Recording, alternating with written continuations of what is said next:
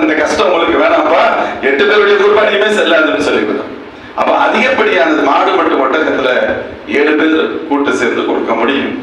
இன்னைக்கு இது இன்னொரு ட்ரெண்டா எப்படி மாறிடுச்சுன்னு சொன்னா, கூட்டு குர்பானிட்டாலே அது ஒரு வகையான ஒரு 50-100 மாடுகள் சேர்த்து அறுத்து கொடுப்பதுதான் என்றும், அல்லது சில சமயத்தில் அது ஏறக்குறைய பிசினஸ் உடைய ஒரு வகையான ஒரு சாயல் தென்படுகின்ற ஒரு சூழல் வந்து விட்டது.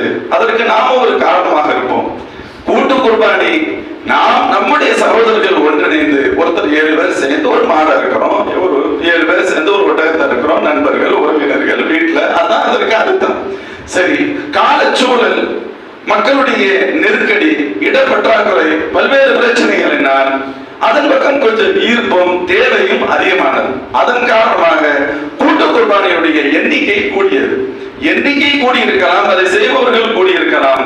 ஆனா யார்கிட்டயாவது நான் காசை கொடுத்துட்டு எனக்கு எல்லாம் முடிஞ்சிருச்சு அப்படின்னு அந்த ஆட்டிடியூட், அந்த மனநிலை சரியானது அல்ல. 1000 பேர் கடவுளிச்சிருக்கலாம், நான் எல்லாத்துக்கும் போய் பொருள் வாங்குவேன். நான் வாங்கக்கூடிய பொருள் எவன் குவாலிட்டியா இருக்கிறேன்னு பார்ப்பனா இல்லையா, எங்கிருந்து சுத்தமான பொருள் கிடைக்கும், தகுதியானது கிடைக்கும் என்று.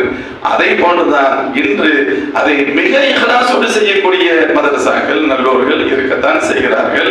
அது போன்று நாம் பார்த்துக் கொள்ள வேண்டுமே தவிர, எதையாவது செய்துவிட்டு தவறு நிகழ்ந்து விட்டது என்று சொன்னால் யார் தலையாவது போட்டுட்டு போயிடலாம் அப்படிங்கிற மாதிரி ஈஸியாக அதை எடுத்துக்கொள்ள முடியாது. கொஞ்சம் கவனம் செலுத்து. ரிஸ்க் எடுக்கணுமா இல்லையா? நம்ம எந்த கஷ்டப்படக்கூடாதுன்னு நினைக்கிறோம். ஆடு வாங்கினா வீட்டில் வச்சா இருக்கணும், அதை பாதுகாக்கணும், 2 நாளைக்கு வச்சிருக்கணும், அது எல்லாத்துக்கும் போய் ஒவ்வொருத்தருக்கா போய் டிஸ்ட்ரிபியூட் பண்ணணும். மாடுன்னு சொன்னா பெருசா யாரும் வாங்க மாட்டாங்க, பெருசா கேட்க மாட்டாங்க, கொடுத்துட்டா நீங்களே கொடுத்துருக்கணும் கூட சொல்லிடலாம். இதுவெல்லாம் ஒரு ஓரத்தில் வெளியில சொல்ல இருக்கு. நம்மை பொறுத்தவரை இருக்கக்கூடாது. அதற்காக ஷேர் சேரக்கூடாது நான் சொல்லவில்லை, தப்பா புரிந்து கொள்ளக்கூடாது. தாராளமாக சேரலாம், மார்க்கம் அனுமதிப்பது.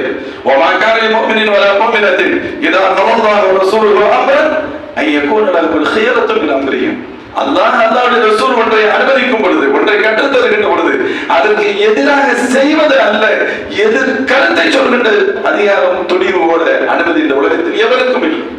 சப்ஜெக்ட் அது இல்லை. ஆனா அல்லாஹ் நம்ம இந்த அமலை நிறைவேற்றுறதுக்கு நம்ம என்ன சிரமப்பட்டிருக்கோம், நம்ம என்ன கஷ்டப்பட்டிருக்கோம், அதற்காக என்ன முயற்சி செஞ்சிருக்கோம். சொல்லுவாங்க, நீங்க அதை வாங்குறதுக்காக நடக்கிறது இபாதத், பேசுவது இபாதத், அதை எடுத்துட்டு வர இபாதத், அதை பராமரிப்பது இபாதத், எல்லாமே இபாதத்.